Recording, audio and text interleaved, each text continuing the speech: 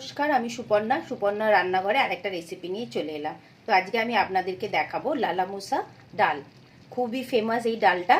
তো সেটা আমি কিভাবে বানাচ্ছি, কি ডাল দিচ্ছি, প্রত্যেকটা স্টেপ বাই স্টেপ আপনাদেরকে দেখাবো।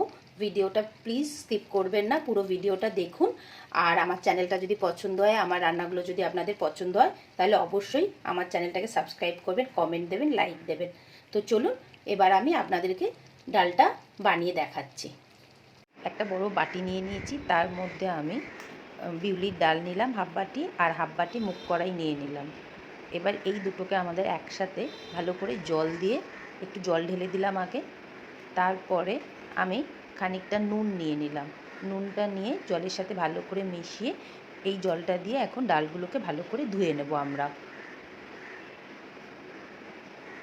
ডালটা ভালো করে ধুয়ে নিয়ে এবার আমরা প্রেশার কুকারের মধ্যে দিয়ে দিলাম ডালটার মধ্যে সামান্য হাফ চামচ মতো হলুদ দিয়ে দিলাম, আর হাফ চামচ মতো কাশ্মীরি লঙ্কা দিয়ে দিলাম। হলুদ আর লঙ্কাটা ভালোভাবে প্রেশার কুকারের মধ্যে মিশিয়ে নিলাম। ডালের ওপরে যে ফেনাগুলো বেরিয়েছে ওইগুলোকে সব আগে বাইরে বার করে ফেলে দেবো। ডালটার মধ্যে অল্প একটু আদা আর 2-3টে কাঁচা লঙ্কা এখন দিয়ে দিলাম। প্রেশার কুকারের ঢাকনাটা এবার আমরা ভালো করে আটকে দেব। অন্তত 6 থেকে 7টা আমরা সিটি দিয়ে নেব ডালটাকে। এটা গলেছে কিনা এবার আমরা দেখে নিই। ডালটা তো ভালো করে সেদ্ধই হয়ে গেছে মনে হচ্ছে। আগে আমরা দেখে নেব ডালটা ভালো মতো গলেছে কিনা। ডালটা একদম গলে গেছে ভালো করে। এবার আমরা যেটা ডাল এইরকম জিনিস একটা দিয়ে, বা আপনারা একটা বাটিও ব্যবহার করতে পারেন, একটুখানি ঘেটে নেবো আমরা ডালটাকে ভালো করে। এইভাবে এখন একটুখানি ঘেটে নেবো। এটা রেডি হয়ে গেছে। কড়া নিয়ে নিয়েছি, নিয়ে আগে অল্প একটুখানি রিফাইন্ড অয়েল দিয়ে দিলাম। বেশি করে আমাদের এখন বাটারটা লাগবে। এখন এতটা মতো একটু বেশি করে আমি বাটার দিয়ে দিলাম। দিয়ে বাটারটা ভালোভাবে আগে মিশে যাবে। এইবার আমরা এর মধ্যে অল্প একটুখানি পেঁয়াজ কেটে রেখেছি দিয়ে দেবো। পেঁয়াজটা একটু ভালো করে আমরা এখন ভাজা ভাজা করে নেবো। হালকা জাস্ট একটু কালার চেঞ্জ হবে ততক্ষণ অবধি। কাঁচা গন্ধটা চলে গেছে। তো আমি 3টে টমেটোকে ভালোভাবে পেস্ট করে নিচ্ছি, ওটা পুরোটা দিয়ে দিলাম। দিয়ে খানিকক্ষণ নাড়তে হবে যতক্ষণ না কাঁচা টমেটোর গন্ধটা না যাচ্ছে। টমেটোর কাঁচা গন্ধটা চলে গেছে।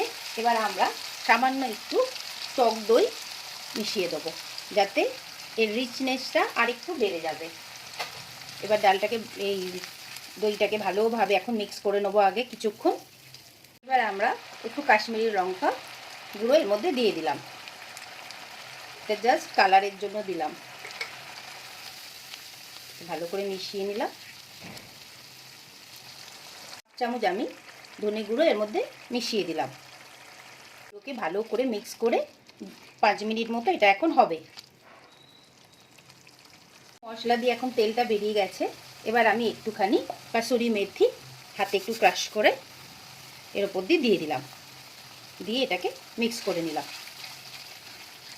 এবার আমাদের সেদ্ধ করা ডালটা আমি দিয়ে দিচ্ছি এর মধ্যে। পুরোটা দিয়ে দিলাম, দিয়ে ভালো করে মিক্স করে নিচ্ছি।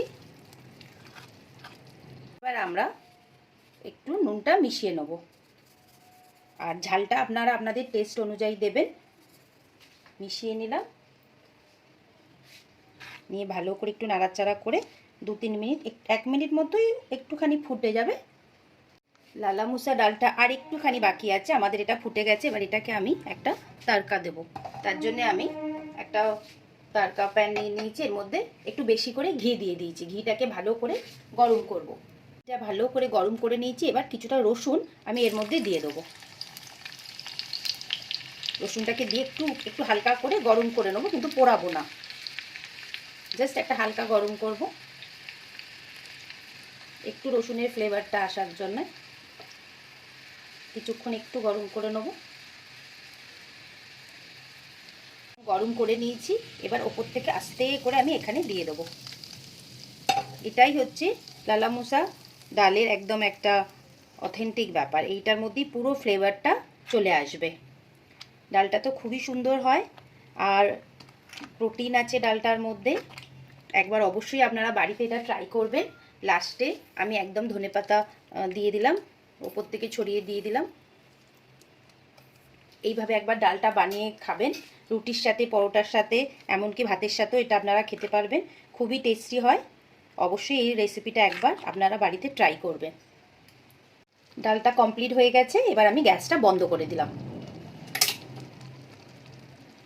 লালিমুসা আমার রেডি হয়ে গেল ডালটা। এর ওপর থেকে আমি একটুখানি বাটার দিয়ে দিলাম, আর অল্প একটুখানি আদা একদম সরু সরু করে কেটে নিয়েছি, নিয়ে এইভাবে একটু স্প্রিঙ্কল করে দিলাম ওপর থেকে। আপনাদের রেসিপিটা কেমন লাগলো অবশ্যই আমাকে জানাবেন। আর আমার চ্যানেলটা যদি আপনাদের পছন্দ হয় তো আমার চ্যানেলটা লাইক করবেন, সাবস্ক্রাইব করবেন, কমেন্ট দেবেন। তো আবার আরেকটা নতুন রেসিপি নিয়ে খুব শিগগিরই আমি আসবো।